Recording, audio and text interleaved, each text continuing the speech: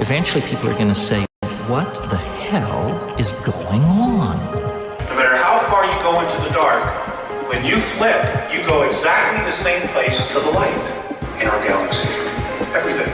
Because everything is in balance. Everything is a polarity. I think it's just going to get weirder and weirder and weirder, and finally it's going to be so weird that people are going to have to talk about how weird it is.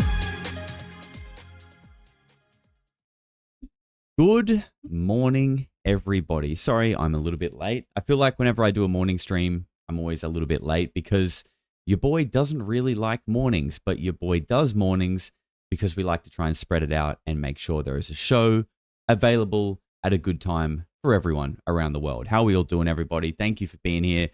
It's amazing that, you know, we've just gotten started. We've already got 200 people in here. It is actually unreal. I appreciate you guys supporting. And we've got an amazing show today. We're going to be looking at something that was coincidentally heavily requested by one or even a couple of you guys, I think, last stream. But the reason why it's coincidental is because I was already thinking about looking at something similar on a stream in this last week. And I thought, you know what? These things fit together pretty well. So today, we're going to be looking at some prophecies. And the reason why is because when you look around at what's going on in the world, it kind of seems like these things are unfolding in front of us. And that is the Hopi prophecy, which I've looked at on the channel before a long time ago. But we're also going to be looking at the Seven Fires prophecy, which is from the Anishinaabe people, which is like a different region of North America to the Hopi, which we're going to look at in a moment. But more specifically, I believe it's the Ojibwe. So I've done like a little bit of research for you guys, my understanding of what's going on here. Actually, you know what? We'll wait until we get to the maps and we'll go through it a little bit then. Because I've also got like another little thing I just want to show you guys before we really kick into the show. Last stream, we looked at Jason Sands making like some weird tweets. Well, he's kind of made another one. So I feel like we'll just keep up to date with that because I don't know what the hell is going on there. But just quickly, Mish gifting a membership over 12 hours ago. You absolute legend, Mish. Thank you very much. Taris gifting 5, my brother. Jojo Bro celebrating 1 month as a member. Woo hit the 1 month mark. Thank you very much. And you've gifted a membership. Very, very generous of you. Thank you. Sco FPV, Rocky Mountain Skywatcher, Kelly Hall. Welcome, you little freaks. Enjoy the membership. Enjoy the content. Bifta gifted a membership. Emmy's gifted 5. Brett has joined. Good on you, Brett, you little freak. And Larissa has gifted 5 as well. Thank you very much, guys. You leave me speechless. I don't know what to say. Every stream you guys are here just supporting me like that, and it's just crazy. I really do appreciate it. Best community on YouTube. Let's jump. Actually, look, let's say hello to the girl quickly because we do have some little snackies for her. Just the one for being the bestest. There we go. It's always the best way to kick off a stream with a little snack for the girl. All right. So, like I said, Jason Sands, we looked at a weird tweet from him last stream where he was saying that he now has his TS/SCI clearances back, and now he's kind of like shooting off all these weird tweets, which is kind of weird, right? Like, you know, to now have a clearance and now you're tweeting all this weird shit. I don't know. Doesn't really make sense to me. But anyway, let's check this out. He's just tweeted again, and he says, I have tossed and turned many times with the demonic NHI presence issue. The DoD and select people in government office know of this aspect and have done absolutely nothing to reconcile their secrets with us. We need people of integrity to be our champions. So he's essentially like alluding to the fact that the people in the government not only think that this is like a demonic presence, but like that is the truth. Like that is the reality. That's the way I read this. The DoD, select people in the government office, know of this aspect. And he's talking about the demonic NHI presence. Kind of interesting from a guy who apparently just got his TS/SCI clearance back. And he links this little, I think it's a video. Former astronaut Charlie Duke says aliens are demonic. I haven't actually watched this, but it only goes for 1:40. So you know what? While we're here, while people are still filing in the door, we'll watch it.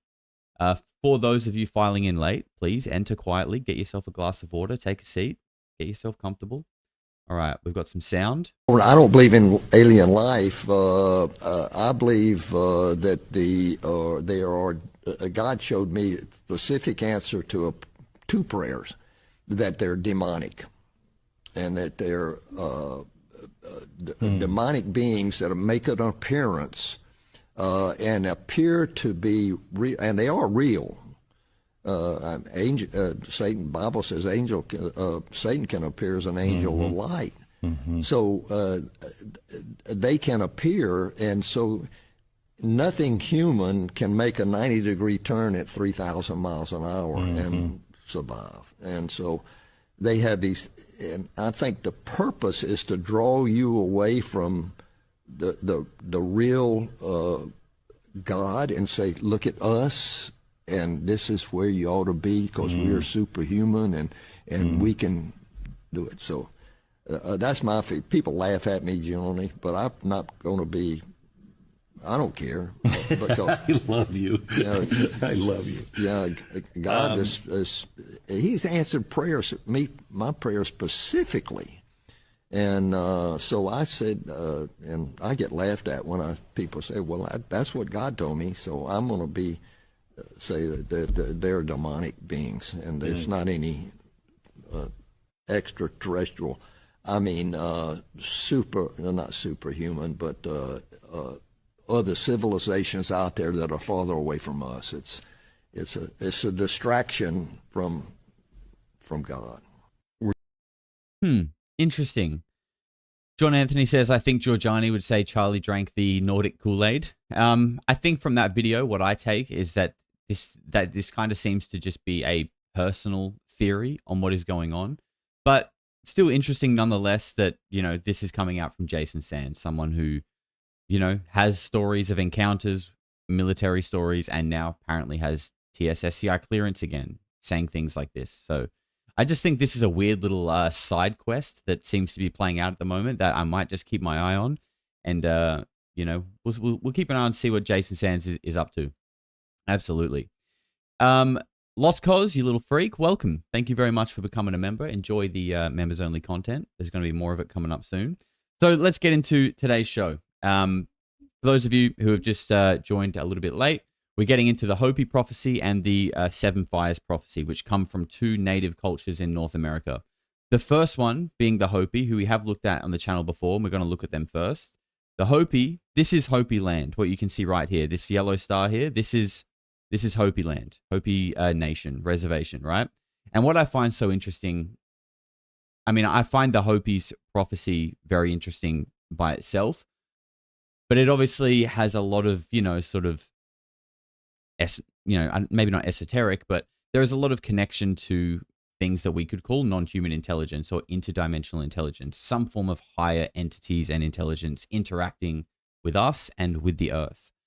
And why I find the Hopi interesting geographically is because when you zoom out, they are like literally, this is the Hopi star here.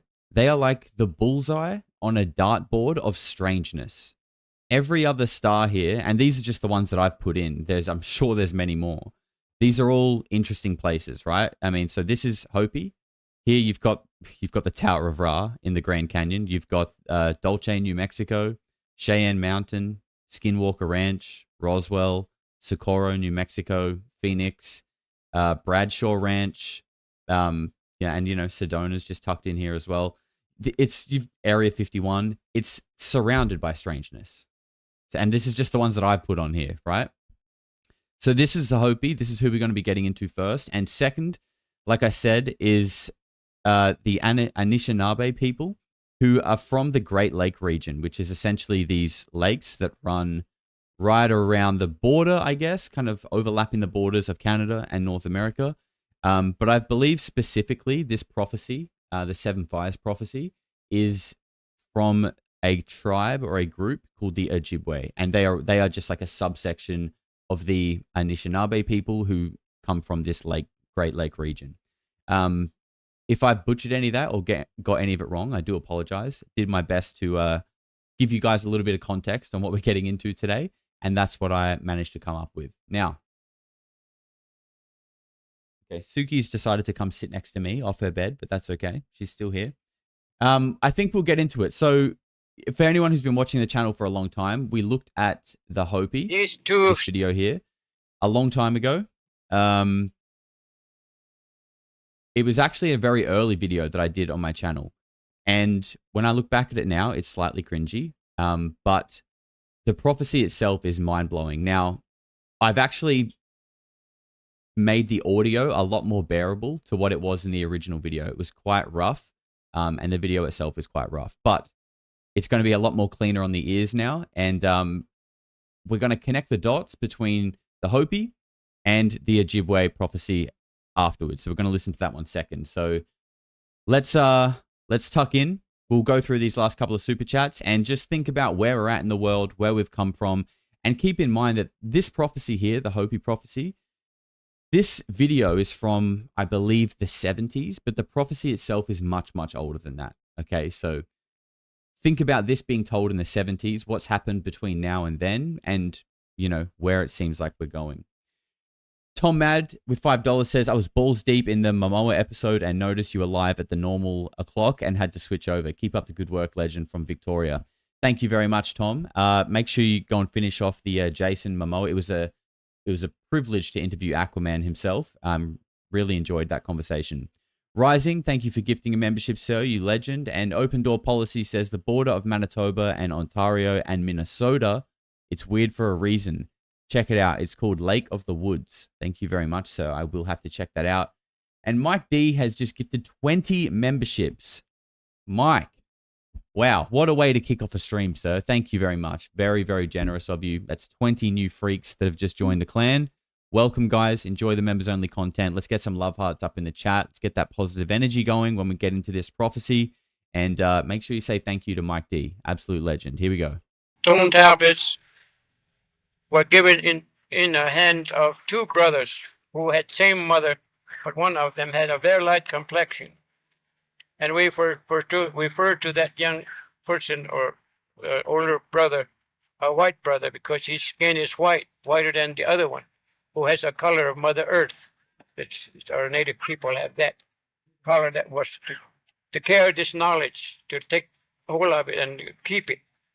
So there was a separation made. The one with a lighter complexion, a white brother, was instructed to go east along the edges of land to another land, to take care of it and to use it and to develop things, to record things, to invent things, which he had done before.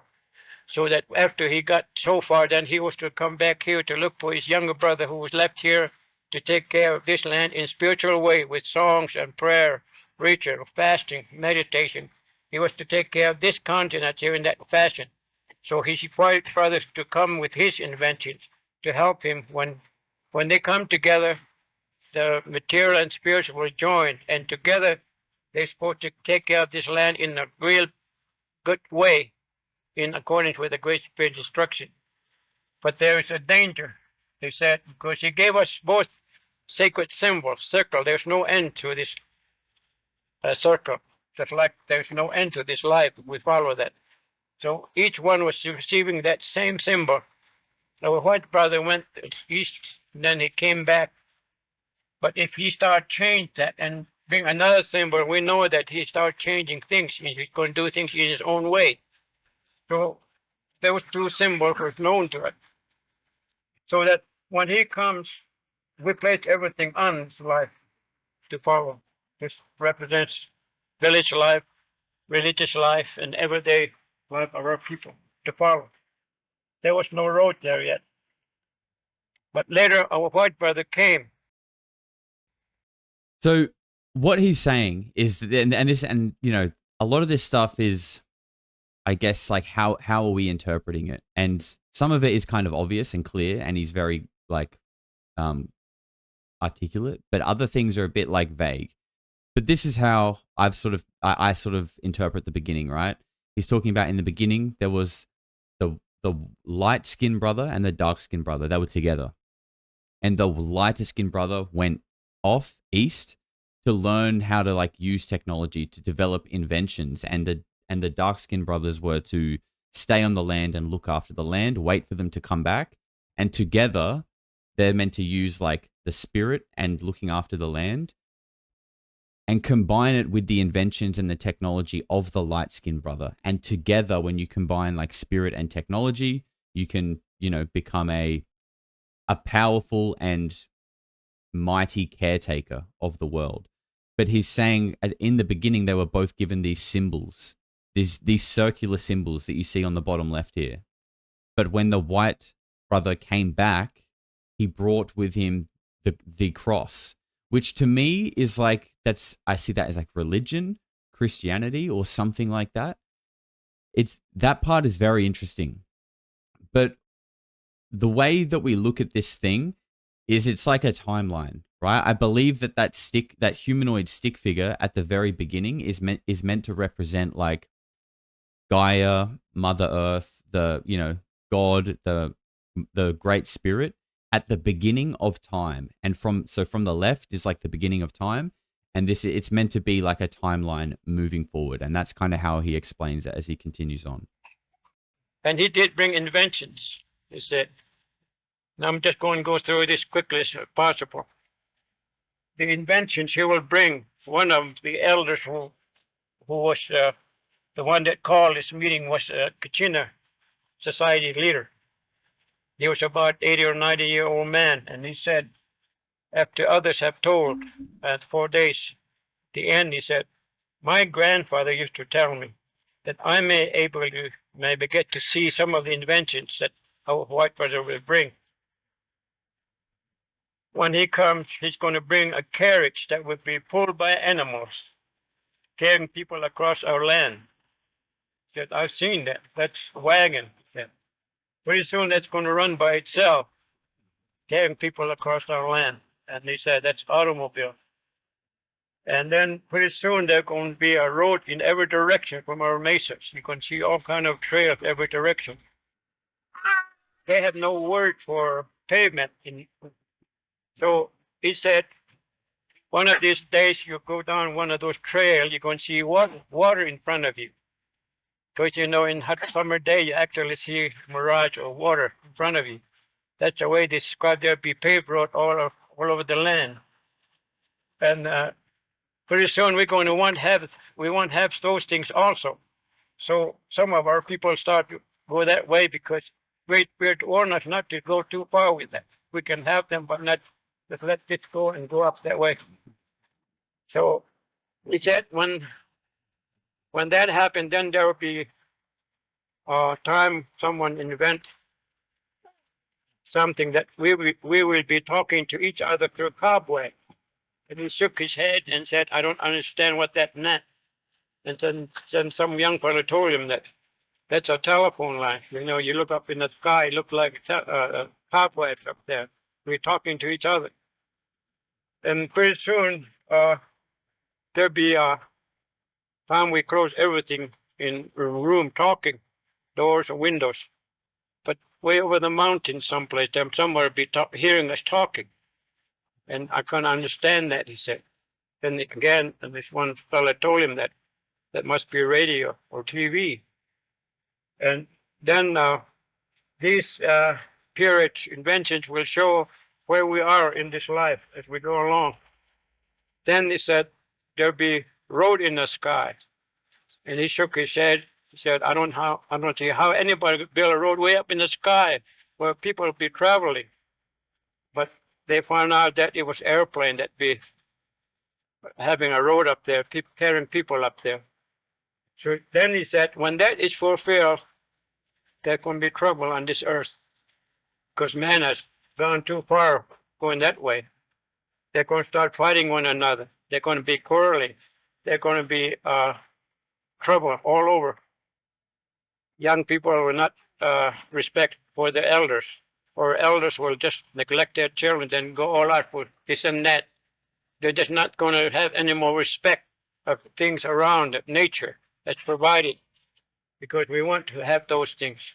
And they're going to be like that, and pretty soon one of these that has been commissioned by the Great Spirit over here will rise up and shake the world's real hard. So he's saying when essentially technology is going to get so out of hand that people are going to become consumed by it and lose their respect for their elders and for the land that they live in. And again, remember, this is in 1977 or something, let's just say late 70s, that he is telling this, but this isn't like, this wasn't made up then. This is an older prophecy. This is an old story that's been passed down orally through generations. And he's talking about, when it comes a time where people are talking to each other through cobwebs or there are roads in the sky, this is when trouble is going to begin. And, here we are 50-ish years later after this prophecy, or after this telling of it. There is there's essentially no respect for the elders. And it's very on point so far. And by the way, apologies if you can hear a noise. There's a little bit of renovations going on here. We'll keep going. Warning to us. Now you people are not following the instructions that the Great Spirit told you to follow. And this is what's going to happen. Many life and property will be destroyed then. There'll be world-shaking events take place. Then it stopped for a while. Then we go on.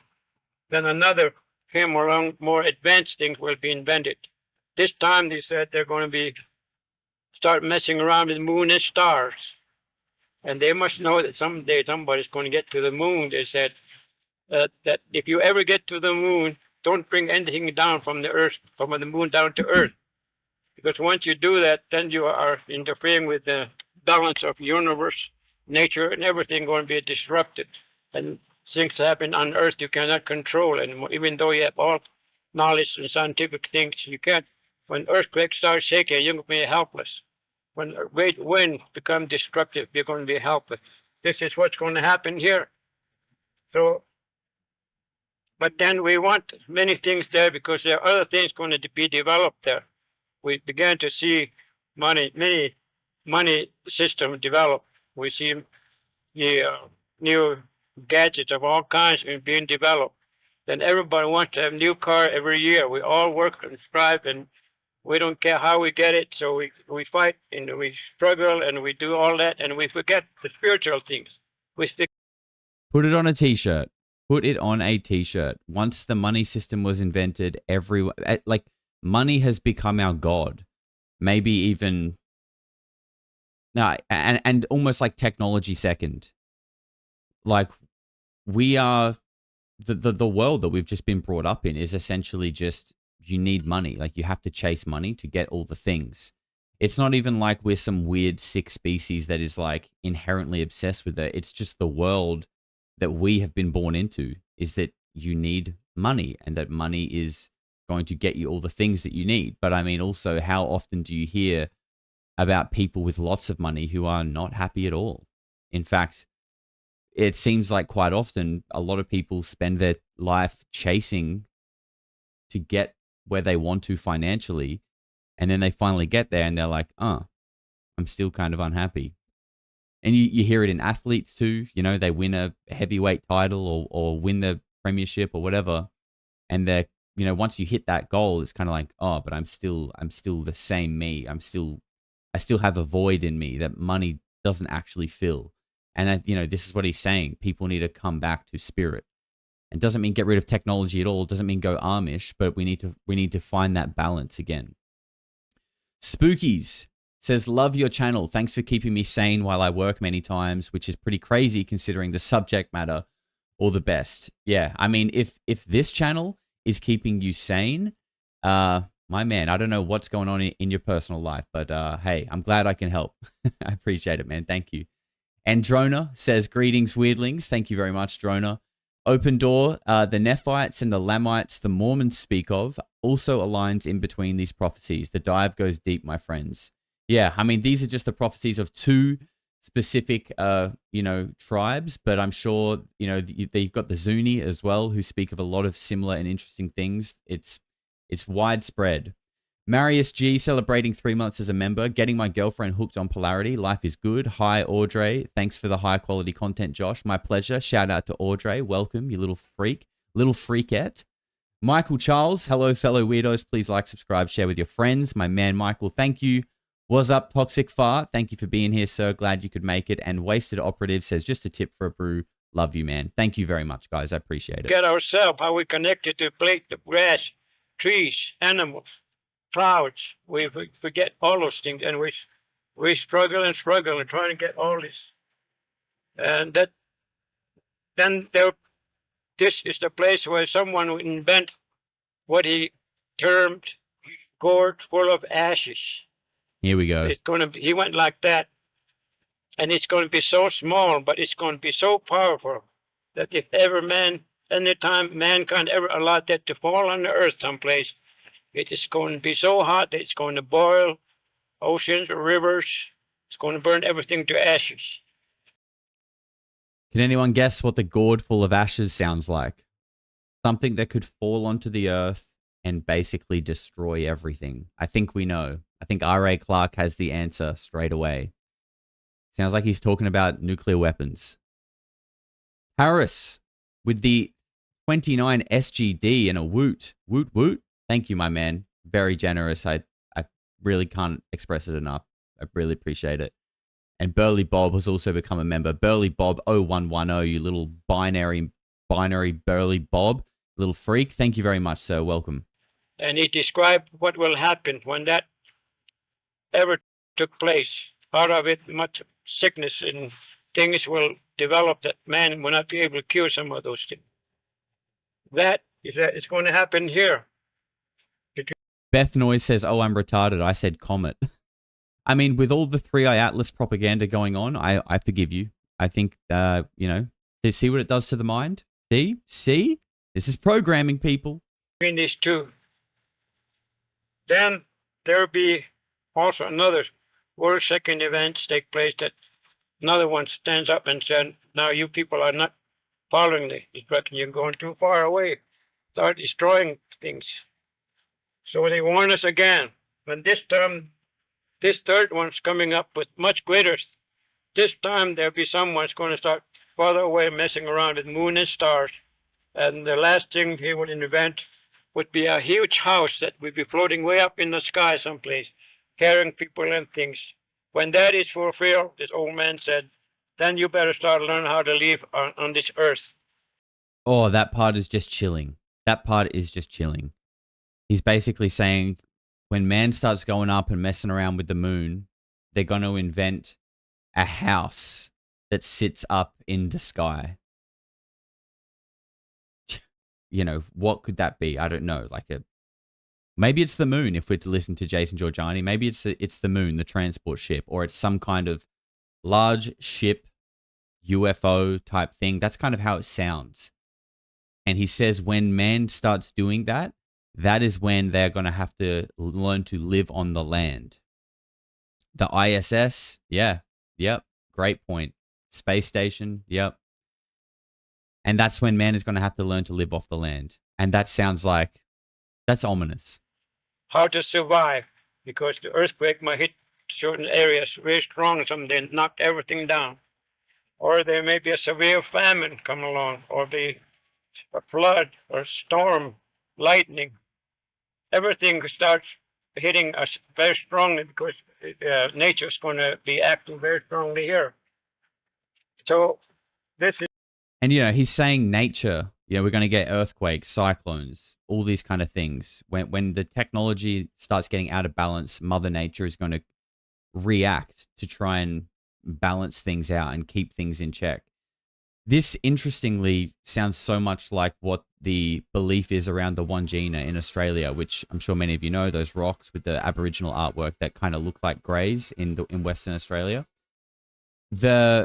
The native belief around the Wandjina is that they are beings that they operate between space and time, first of all, but they are beings that are responsible for the forces of nature, and that if the people are not, acting in good faith and doing the right things with the land and each other, that the Wandjina will use the forces of nature to punish them with either droughts or floods or whatever. These are very similar themes throughout these ancient native cultures. That's where he said we're in there, because by that time, one of our own native people would join the others and tell their own people, forget your language, forget your ways, forget your songs. You come and follow us. Look, we got money, we got all this material gain, all these things, and new TV, new cars, new this and that.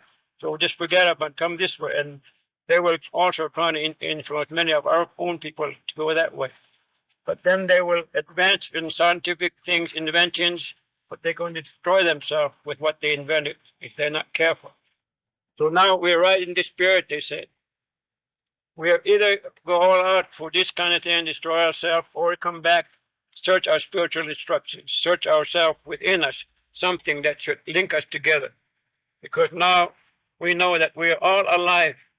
We are all linked together.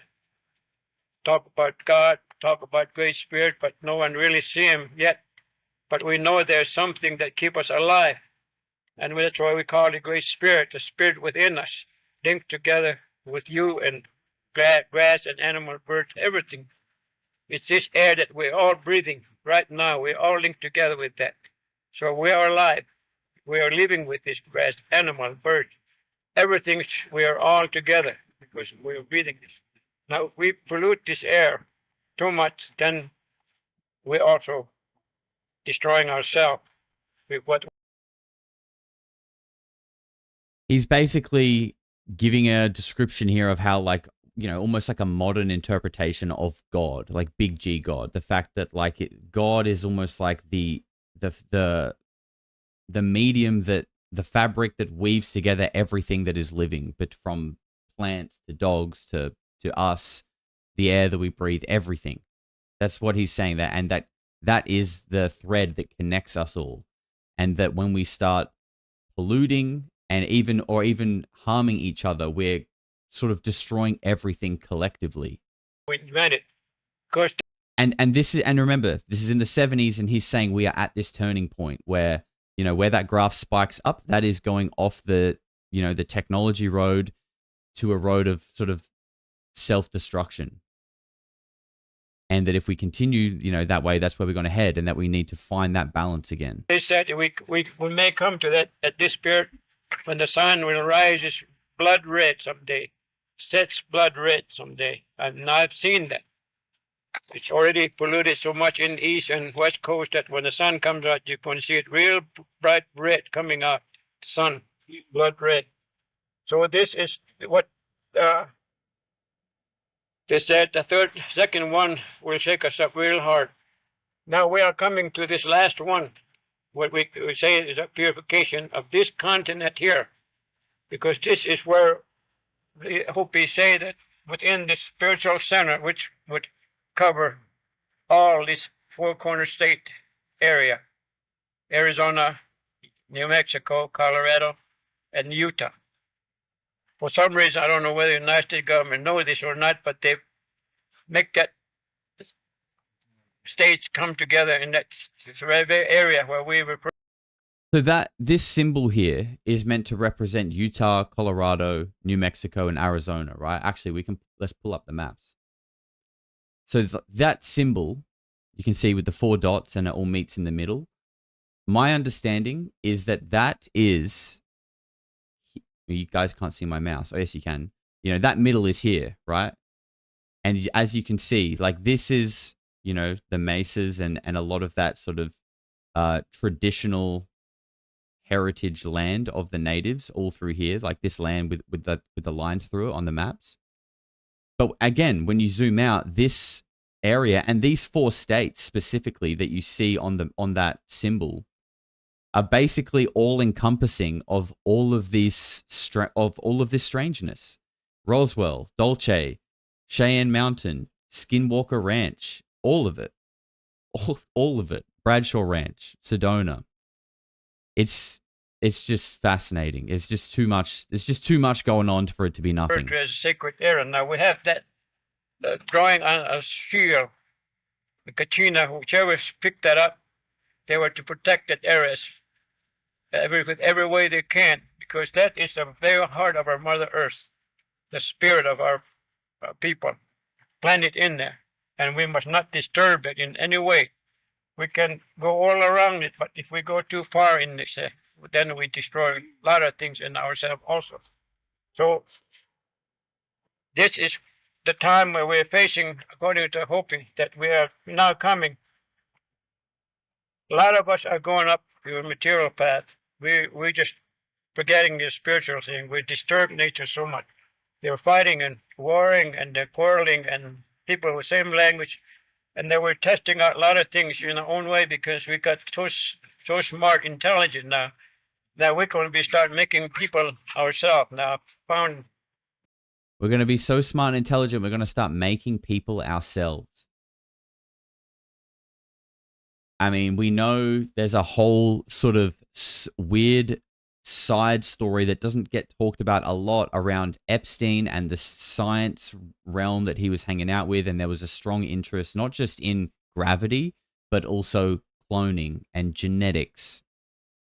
And, you know, we cloned the first sheep in like the 90s. I believe there was a story about human cloning that kind of came out in like early 2000s. And just like remember, you know, the famous G engines article in the 50s from Martin Aircraft saying the G engines are coming, and then silence. Same thing happened with human cloning. There's like an article from 2002, something like that, around human cloning, and nothing ever since. But, you know, imagine like what that could mean when where we're at now with like making robots and AI and the kind of artificial intelligence we can create. What's to say that, you know, we can't clone people and insert a form of artificial intelligence? I mean, you know, I've got no proof of that, but I'm also pretty open to the fact that that could be going on, given that what is public access and publicly available technology is usually well behind what is actually going on, right? It would make sense. In record, there are some people now trying to make people in test tubes, and they're eating pills now. I think that we're going better ourselves. All those things are going to take place at this time that it's known to the Hope. And then also the life would be down to a level that was just before the other destruction came. There'll be restlessness all over. There'll be people here and there running here and there because we can get to here and there real fast now. And we just won't sit still anymore. We want to jump. We want to do a lot of things, you know, unnecessary things, because we have all these things in our hand now. Then we're going to have power in our hand that eventually, if we misuse it or do it in a wrong manner or accidentally let go of it, then everything will go down or destroyed. So we've got that. That was just part one of the Hopi. We've got part two coming up in just a moment. I think what he's talking about there when he's talking about power in our hands, I could be wrong. This is just my own interpretation, but it sounds like it sounds like phones. How much power we're going to have in our hands, maybe, or, you know, maybe it's more of a general thing, but phones certainly suit what he's saying. And just on the cloning thing, this is super tinfoil hat, and I'm just kind of saying this for fun, but like, dude, Mark Zuckerberg could be a clone with like an AI personality installed. I mean, look at any of his interviews. He literally responds like, you know, like when you need to do online banking or something and you can chat to the AI now because you need help. That's Mark Zuckerberg.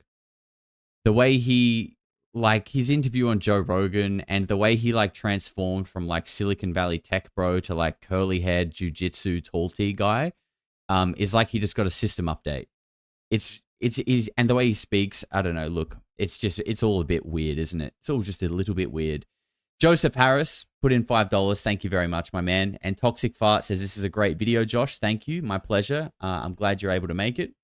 And Richo celebrating 2 months as a weirdo. Hey, weird fam, there are no coincidences. Well, Richo, my counter would say there are actually 10,764, but you also could be right. In fact, I would say you probably are. All right, let's go. Part 2 of the Hopi. spiritual people in these 4 areas in the last 15, 20 years.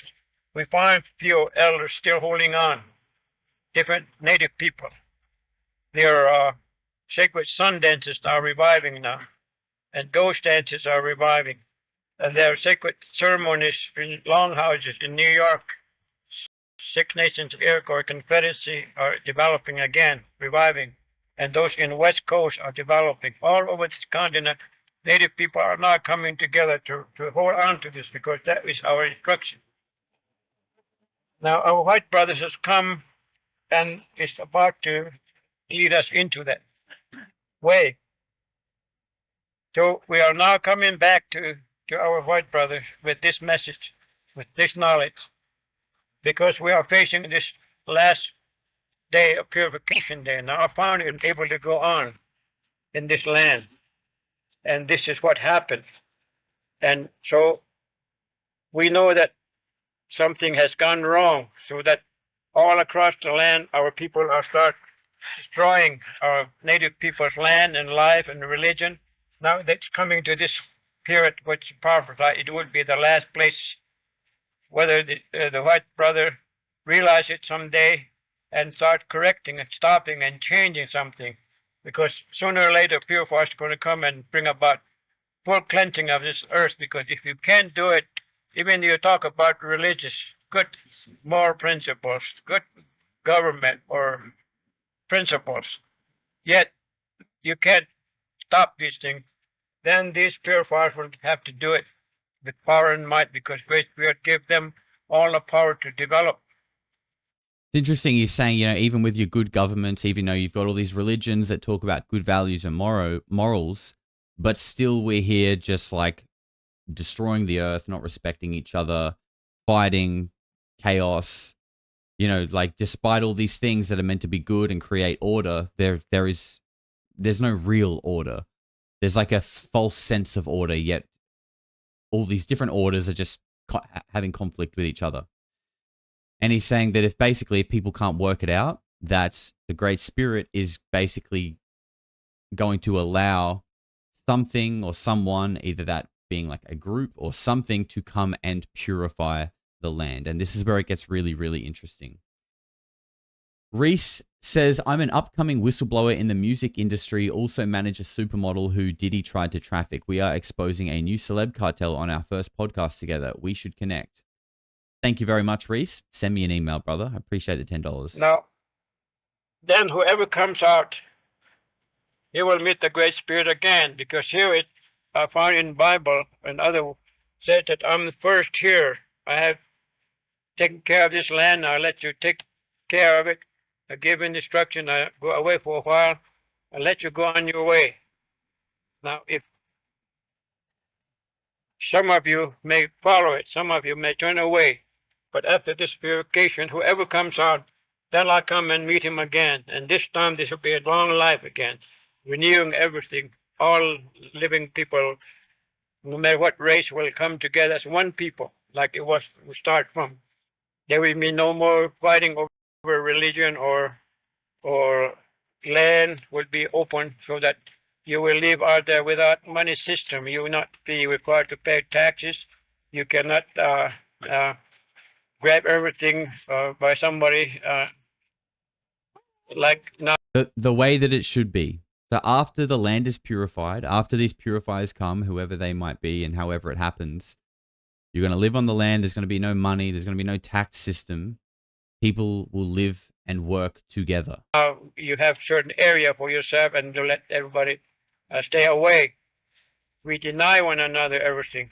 And we be like fruit trees out there, produce things, because each one of us has a gift to give freely. Now, after this purification, if I invent something, you can take it and use it. And if you invent something, I can take it. I don't have to struggle to pay to get it. It'll be free. So that's the way it's going to be from there on. And they may even speak one language again. But whose language is a question there. They said, because after the Great Spirit is with us, there'll be a new life laid out by the purifier. Purifiers will cleanse this land And whoever stood fast to this, even there may one person remain up to this point, to that person's faith and courage, or those that come to help him to keep it, that many people will be saved, to come out and meet the Great Spirit. So this Great Spirit, purifier, and the one that's kept the faith will lay out a new plan for all the rest of the people that survive. From there on, there'll be a peace, real peace from there on. So after this purification, the people that survive will be living in peace from there on. And, you know, someone's saying in the chat, it sounds like a reset. Someone's saying this, this next purification or this next reset is meant to be by fire. And if you look at the Yuga cycles, okay, so this is like going to Hindu mythology, I guess, that their interpretation is that life goes in cycles, in these Yuga cycles, right? And that after each Yuga cycle there is a reset, but the resets alternate from flood to fire. And it's interesting that we hear of these stories in these, not even just like religious contexts, even some native cultures, of a great flood that happened. Like the great flood was the last reset. So the next one, speaking about fire, it not only aligns here, but it aligns with the Hindu mythology as well, the Yuga cycles, solar flare. Yeah, that would kind of make sense as well. It's very interesting. Leanne Harris says, I'd love to see you do a deep dive on the Terra Papers written by Robert Morning Sky. Terra Papers. Okay, interesting. Thank you very much, Leanne. I appreciate that. After many years of knowledge along this line, about 6 or 7 years later, after they told me about these things, I was wondering about who are those people that's going to purify this land? How are they going to do it? So they explained to me, we have a gourd rattle that we still use in our ceremony. And that gourd rattle represents the world. On one side, this figure is on the drawing. And another one is on this side. There'll be a gourd rattle. We still use them. Obviously, these two symbols that he's referring to here, the one on the right-hand side there, that is the symbol. And I'm not saying there is a connection here. Maybe it's a coincidence. I don't know. Or maybe it's deeper than this. But that symbol on the right is the exact same symbol as the Knights of Malta. Like that is their symbol. But, it's probably used by a lot of other sort of Christian groups, I guess, as well. You've also got what looks like sort of like a swastika, but it's not quite exactly, but that's the best way I can explain it, on the left-hand side as well. And he refers to that one on the left, that, the people bearing this symbol who were the ones who shook the world up originally are going to come back and use their power for good and to help the world, which is, it's wild. The one old man told me, take a look. Whoever has this symbol in this world going to shake us up 2 times. And it just came to me quickly. And I wondered, what nation ever shown something similar to this one? What nation has a symbol similar to this one? Because they will be very intelligent people. They're going to produce many inventions of all type. They're going to be so powerful that they're going to use that to shake us up real hard. Now, I know that symbol goes far back beyond, obviously, Nazi Germany, but I can't think of what else fits the bill of his description. He's saying that people who bear this symbol are going to be very intelligent people, very good with inventions. Obviously, the Germans are famous for their engineering. But they're going to shake the world up twice, nearly destroy the world with their technology. That's what he's saying. And I can't think of how else that fits anything else. And they're going to almost destroy themselves. But later, out of it, a new generation is going to rise. This time they will know what to do in the right manner, for right purpose. Then around it, there's a sun symbol. Those people are very intelligent people that have that symbol. They have produced many things, invent many things, and they become powerful. And they also shake us up 2 times. I mean, second time with the help of another. These 2 have shook us up 2 times real hard, warning us. And they almost destroy themselves. But out of it, a new generation is coming, stronger, much better equipment, everything, powerful things going to be developed by these. So what I'm getting so far is that basically when things get really bad, the children of reformed Nazis are going to rise out of the ice in Antarctica in their UFOs and come and save us, essentially. And they're going to wipe out all the evil and apologize, and we're going to have a new life from then on. That's how I'm getting it so far. Llama Design says into the Nathan Reynolds part of the Jason program. Thank you very much, sir. And Mike D says, I wonder if this guy's still around. You should have him on. Unfortunately, he is not. He passed away, I'm going to say 10 to 20 years ago from memory. 2 people. Then the third one that will finally bring about purification of this land in this continent would be a man with red cap, red hat, or red cloak. Now, this is where it gets really interesting. He's saying at the time of purification on this continent, specifically about America, a man in a red hat is going to be the one leading it. But he does say red hat or red cloak, but there's not many people wielding cloaks getting around these days. Usually people wearing capes over the age of 10 years old end up in like a home or something. But hey, if you're a cape guy, good on you, enjoy it. But it's, who else is known for wearing a red hat?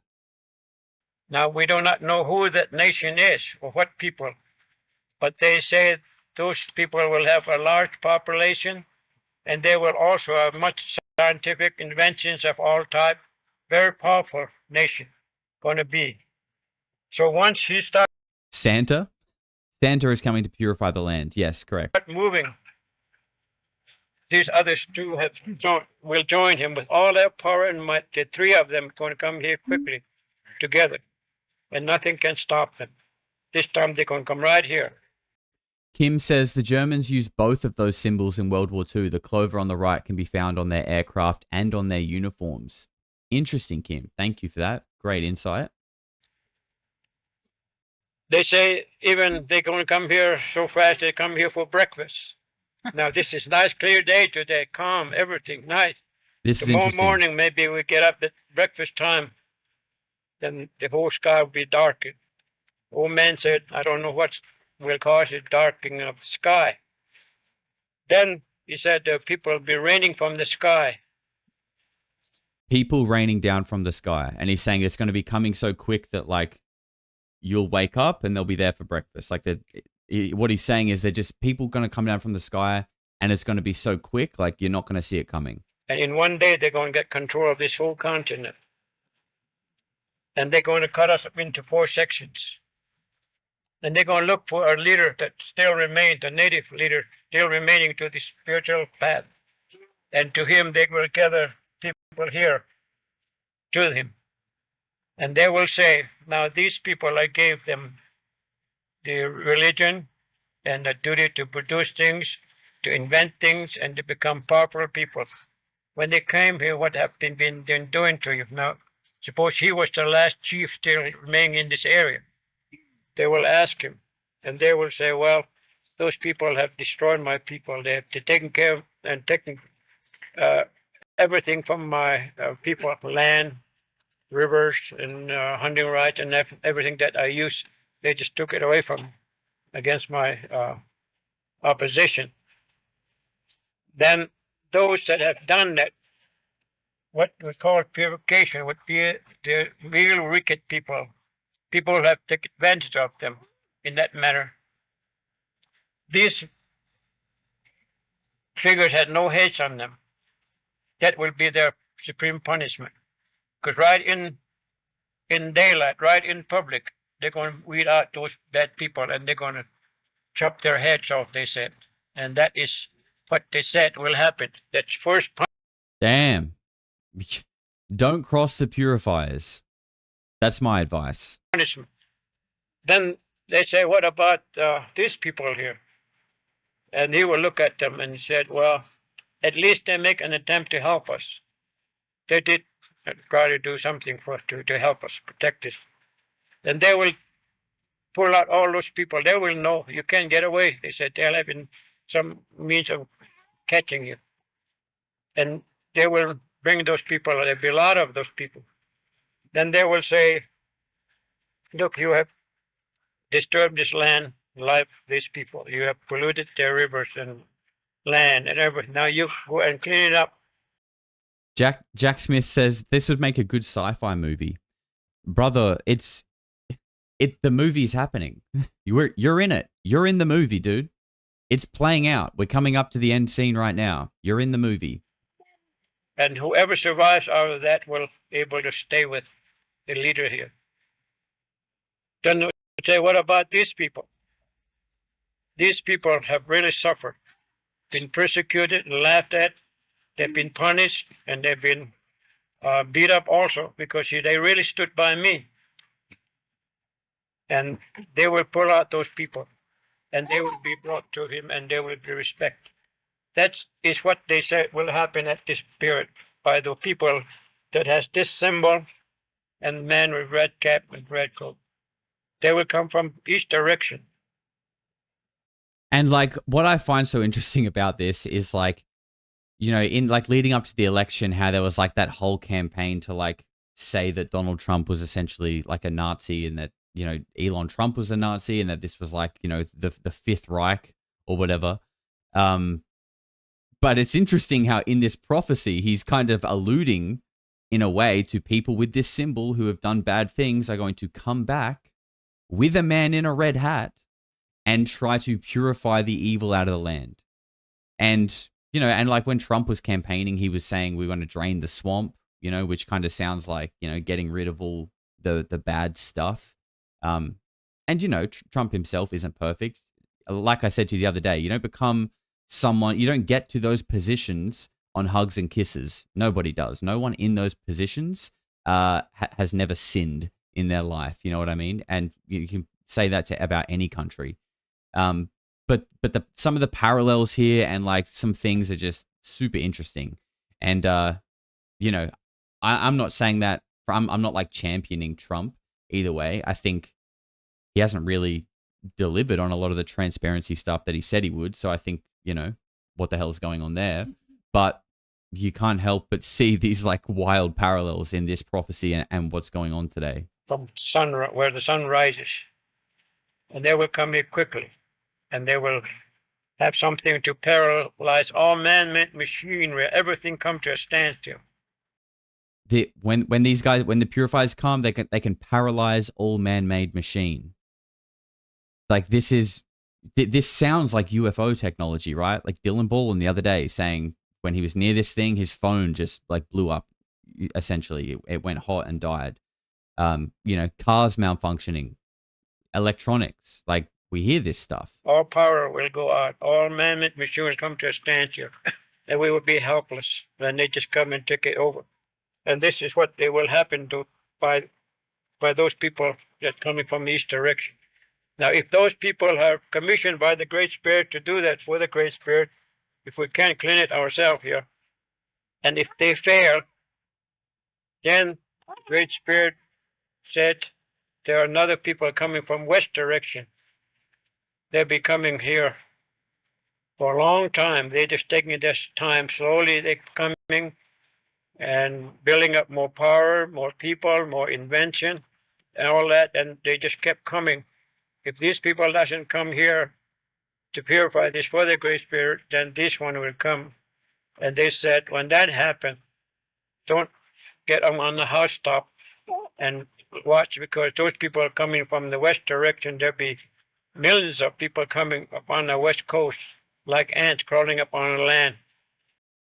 So he's saying if this man in the red hat and the people with these symbols coming from the east aren't able to purify the land, if they can't do it, then other people are going to come from the west and they're going to crawl up onto the land like ants. And the Hopi talk about the ant people, right? They talk about these people from underground. They talk about sky people as well. And, you know, there's that clip of the Brazilian tribe that talk about the Mankanawabu, which are ant people who live underground, and they are that they can affect your spirit and your soul. And when in that clip, he is shown a picture of a gray alien, and that's how he references it as, oh, that is the Mankanawabu, that is the ant people. And, you know, he's saying these people will come up from the west. And like, when you look at the west, what is to the west of America? Nothing. The Pacific Ocean, the largest body of ocean of nothingness that there is on the planet. And, you know, we're learning that these non-human intelligence seem to have a strong presence in the water, in the ocean. And they will have no mercy for anyone. They'll be very cruel and severe. They're not going to ask questions. They're just going to whip everything as they come. They're going looking for someone that's hold on to the spiritual path here. They're going to do that. This is what they said is going to happen. But there's two purifiers on both sides are coming to this continent here where we started from. And we came back. We just about to destroy ourselves, mess it up. We can't straighten ourselves up. Then these purifiers will have to do it. This is what they said will happen here. So whoever comes out, then we will meet the Great Spirit. But if not, if no one listens, then these elders, religious men, will go down into the kiva, go through a ceremony, then they go over a prayer to four corners of this earth, to the up above and to the below, and said, all right, none of these, my children, my people have listened to me or helped me. Now you take over. That's when the cloud will rise like this. Lightning will strike 2 or 3 times all over this land. Like the old people said, if you have light power line in your house now, that power is going to run in and just blow up everything in it. And everything is going to happen when that lightning strikes. And so that's why some of these traditional people don't want power line into their village yet. They don't want to put it in the home. And then they also don't want running water inside of the house, because that's going to be so polluted one of these days. And that's going to be affected in some way when white man or whoever has the power, like the gourd full of ashes, which you now interpret to be hydrogen bomb or atom bomb or whatever bomb they have now invented, so powerful that once that hit someplace, it's going to pollute everything. So these are the things that I explain clearly, and I can't really go into all that detail, but it brings up to date what we're facing today. I think we're going to leave that one there. There's only about 2 minutes left, but we're running a little bit over, and we've still got the Ojibwe prophecy to get through, which is a little bit shorter than this one anyway, so I still think we will be able to finish at a reasonable time. But yeah, fascinating, right? Fascinating, considering the time scales, right? This is an old prophecy, and that video is just a telling of it in the 70s. And, you know, look at where we're at today with technology, the lack of respect for elders, each other, the earth, the man in the red hat, you know, the ant people coming from the west. You know, it's crazy. The time of purification. Richo says, true story, the 8 points on the cross represent the 8 obligations undertaken by the knights. Interesting, Richo. Thank you for that. And Anne McPherson says, this is seriously food for thought. It absolutely is. And that is why we're looking at it, because, you know, I really do believe, and I've said this recently, that we need to return, or we need to, I think we need to turn to our natives and learn from them. I'm not saying we all need to go live in huts and become Amish people, but we need to try and find more of that balance. You know, not even just turn to natives, but like turn inward, try and find the thing that makes us feel more human, connect with each other, connect with humans, get outside, touch grass, you know, all the good stuff. We need to find a better balance in that, because right now we are way too far down the technology side of things. And guys, if you're enjoying this so far, please smash a like on the video. It really helps. We got over 900 people in here. So let's get some likes on there. This is the 7 Fires Prophecy, and this one is a little bit shorter. Koi, Ninu. My name is Tom Dastu. I'm a Wabanaki Native person. I am a carrier of a sacred pipe. It was given to me by the Abenaki people of Odanak, Quebec. And my elders have asked me to bring this message to people here. William Commander, who is the spiritual elder of the Algonquin Nation in Maniwaki, Quebec, and keeper of the sacred wampum belt, the 7 Fire sacred wampum belt, has shared with us the prophecies of the 7 Fires, which for Native people, and we feel for the whole world, is a very important prophecy that has been kept by the Anishinaabe people for many hundreds of years, if not thousands. We're told that many years ago, we were visited by 7 prophets who appeared out of the Atlantic Ocean. These 7 prophets came to these shores.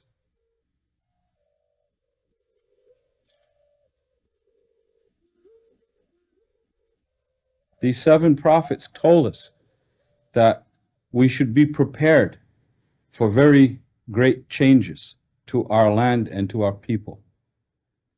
The first prophet told us that we would have to move and that we would follow a migratory route to where the food grows on water. They told us that we would have to move because there would come a time when our people would be visited by a light-skinned race coming across the Great Salt Water. Nordics, anybody? And that this race would bring new inventions and new materials. That if this race came in friendship and in brotherhood, that the red man and the white man would join together to form a mighty nation. And that if this happened, that the 2 nations, the red and the white, would then be joined by 2 other nations to make the mightiest nation of them all. We believe that those 2 other races are the yellow and the black race. We were told that if this light-skinned race did not come in friendship and in peace, then great calamities would befall the Anishinaabe people. And we would know by what they carried in their hands whether they came in friendship or in hate. And we are told that when we see these signs, the waters would be unfit to drink and the fish would be unfit to eat. Now, this is probably just quite relevant to me, and I'm not sure how widespread this is, but where I live in Adelaide, you pretty much can't go in the beach here anymore. We've got like I live on a coastline essentially, with very nice beaches. They're brown at the moment, and like there's like warnings on the news that the algae levels or something are super high. The water is like gross brown. There's just gross stuff washing up on the beach and dead fish everywhere washing up. Like there's been like dead dolphins, dead sharks, dead fish just on our beaches. No one's really going in the water because it's like not healthy at the moment. Yeah, it's gross and kind of crazy that's happening.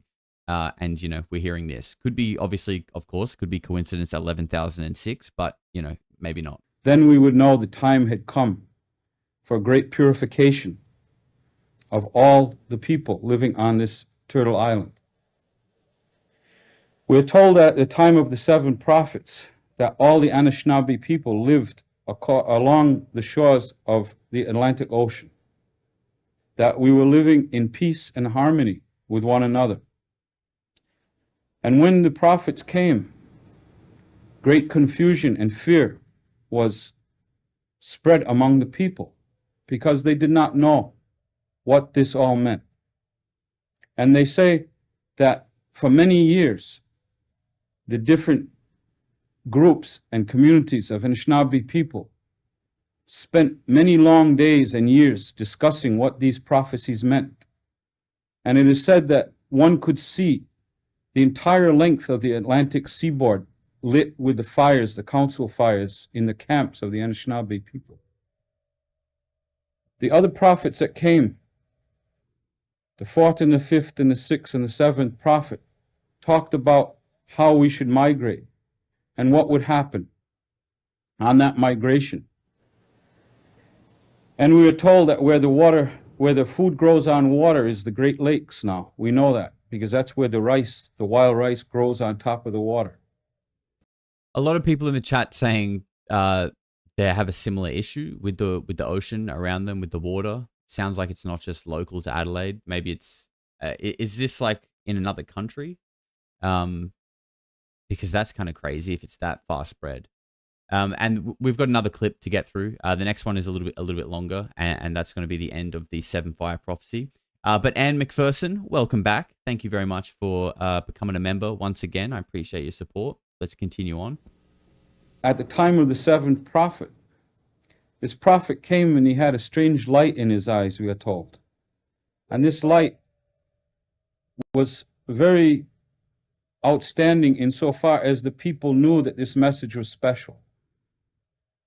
And this message said that there would come a time at the seventh prophecy where the white and the red race would again come together after all the problems that had been sown if the white race, the light-skinned race, did not come in friendship, that the Creator would then again give the light-skinned race a chance to make up for the damage that had been done.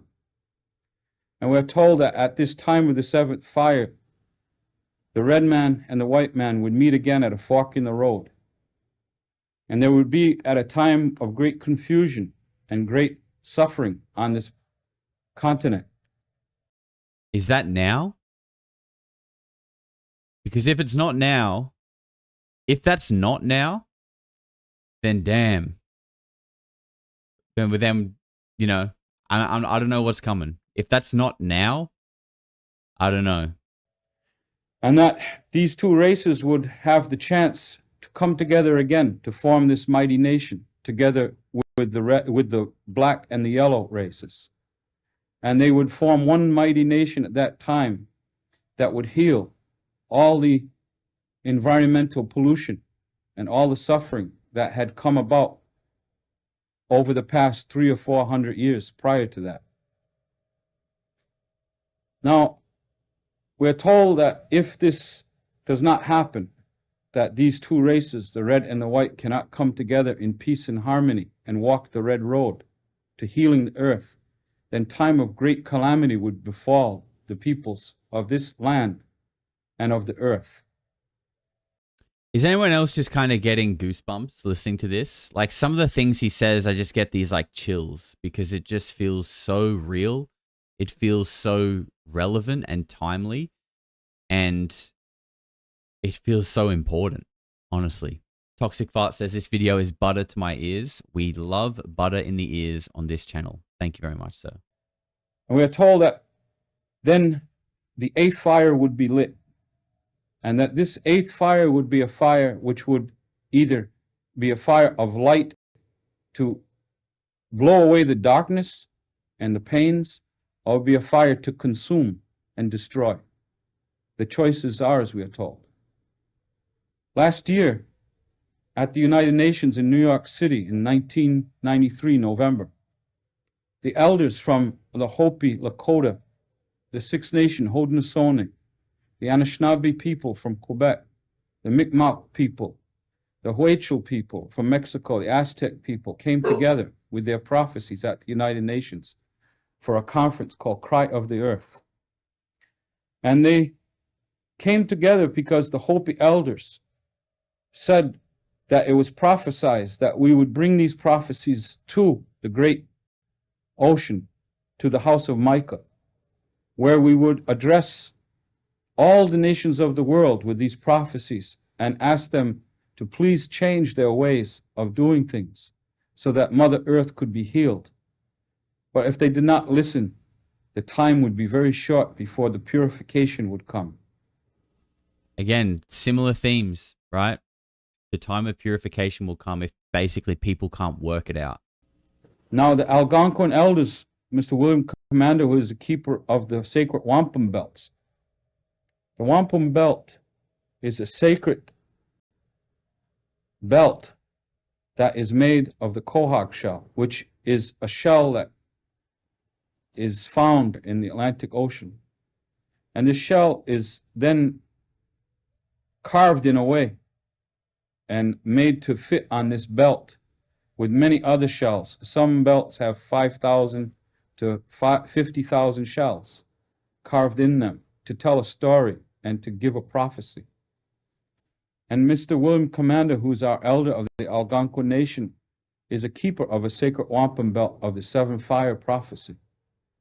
And he has told us that the prophecy is very clear now, that if we do not move in a way to bring about the healing between the red, the white, the yellow, and the black, then the Creator will cut short the time that we have to exist on this earth. That's another goosebump moment, absolutely.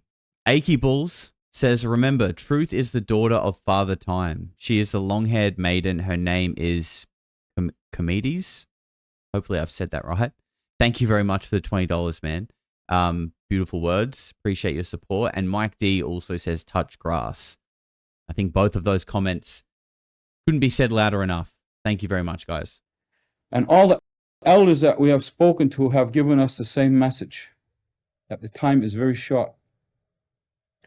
So with this in mind, we have decided to do a walk from the East Coast to the West Coast to bring our wampum to all the nations, the Indian nations in America, and to all the people in the world, to show them that we as indigenous people cannot just sit by idly and allow the destruction, the further destruction of this sacred earth, our mother. And we ask in all humility for the different people who live on this land to come together and to support one another in this undertaking. We believe that the time has come when we must put aside our differences of race, of color, of creed, and join together as one family, as the Creator intended us. We are told that it is of no coincidence that all the races of this planet are found on this continent, Turtle Island. We ask the people who have an understanding of the prophecies to wake up now before the time is no longer there. The elders have asked me to carry that message to you, and I do that with love in my heart and with hope, because I believe that we are not here to destroy ourselves, but to heal ourselves. That we are not here to destroy our mother, the earth, but to heal her. And I believe that we are here for a reason, that the Creator has put us here, not to just take up space and occupy time, but to lift ourselves spiritually and to join with one another on a higher spiritual level. That's my prayer. Now, and you know what he's saying there, our purpose here is to raise ourselves spiritually. I have found, and many others, is that when you do sort of pull away from the many, distractions is like a classic word people use, but just like all the shit that gets thrown at us through society, right? Through our TVs, through our radios, through our internet, through our social media, when you can just take a little bit of time away from that. And I'm not saying like go unplug and be Amish, but if you can meditate and just have those, actually dedicate some time just to yourself to sit with your mind, which for some people can be uncomfortable, that is when this stuff begins to happen. But you have to kind of like take yourself away and give your mind time and space to like feel that connection. I'm kind of lacking a good example for an analogy here, but it's almost like, you know, we're plugged into this world that just consumes all of our mind. It doesn't give us a chance. It doesn't give the mind a chance to do what it can do naturally, kind of like what it was born with, because it's busy with all this stuff that's just thrown at us. But if you can step back, take the time to meditate and just take those moments to yourself, I feel like you naturally begin to find like that connection, like that's connection to source. Would ask you to, in your own heart today, to ask yourself what you can do. Many of my friends, my brothers and sisters say, well, you know, we have a job, or we go to school, or, you know, it's a lot of trouble. I agree. But that's what sacrifice is. And if we want to improve this earth, to bring together the people who can heal this earth, then we need to sacrifice. We can no longer be complacent and do our 8-to-5 jobs or punch in the clock and expect the earth to heal itself. The time is too short. Our elders who have sacrificed their lives for many years to keep this faith with the Creator, who gave to our people and to all people the original instructions how to live in harmony with Mother Earth. Those instructions are very important. It's very important that people keep the faith. Keep the faith and understand we are here to keep the faith that the Creator has given to us to show how to live on this earth. All of us as human beings have been given those instructions. We only have to look into our hearts to understand that. It is not a mystery. It is a clear teaching. I say miigwech. Thank you very much. So there you go. That's the Seven Fires prophecy. Really, I think some strong messages there towards the end, things that I think, you know, could benefit all of us. And I want to touch on that, but also let's get some love in the chat. I mean, we ended off the last stream with everyone just throwing up some love hearts, and, you know, because we were talking about how we kind of create the world that we live in from our mind and the energy that we put out. And I feel like when we're all concentrating on a positive moment and a positive intent, it does create an energy. It creates a vibe. And, you know, he's saying at the end of that video that people can't just, you know, you can't just sit on your ass and expect things to change. Like, you need to take action. And then a lot of people probably think like, what does that mean? What can I do? Like, how can I change it? And I know it sounds very corny and cheesy and overplayed, but I really do think like love is the answer. And because people who are aggressive and come from a place of hate, it's generally because they are so severely lacking that love. Like, people who feel love generally don't project hate. The projection of hate or negative energy is a reflection of their internal state. So the truth is, when you see people who are wildly caught up in politics, aggressive, angry, outraged, find conflict in everything that they do and see, what they actually need is someone with patience, someone to show them that, hey, life actually isn't that bad. Things can be okay. We can connect. We might not agree on everything, but we're both still human beings. And that's what matters at the end of the day. You know, there's no point arguing over which political party is right if continuing to do that is going to lead to there being no world here, no humans here at all. Okay, what's the point? It's ridiculous. Zapparoo says something has Suki's attention. Give her a treat, please. Thank you very much, Zap. Yoza, this makes me so happy, Josh. After spending months on Western mythology stuff, this is healing. Live with a little turtle. Thank you very much, Yoza. Very generous super chat as well. I appreciate you. Richo with $8 says Mark Young told Flint Dibble to go touch some grass on Randall Carlson this morning. Absolutely. We love that. And DPM, you little freak, welcome. Enjoy the members only content. And SCO FPV says, if you have not picked up what the hell is going on, If you have not picked up a What the Hell is Going On mug, you are absolutely missing out. The handle fits my hand perfectly and keeps my drink cozy. I'm glad you're enjoying it, sir. Thank you very much for supporting. And guys, you can get yourself a What the Hell is Going On mug right here at the merch store.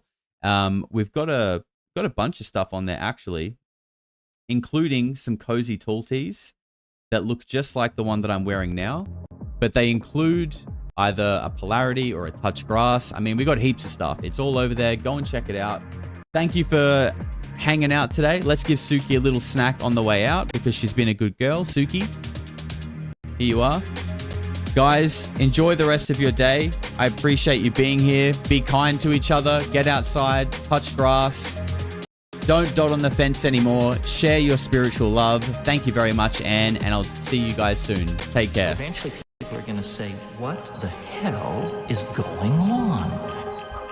No matter how far you go into the dark, when you flip, you go exactly the same place to the light in our galaxy. Everything. Because everything is in balance. Everything is a polarity. I think it's just going to get weirder and weirder and weirder, and finally it's going to be so weird that people are going to have to talk about how weird it is.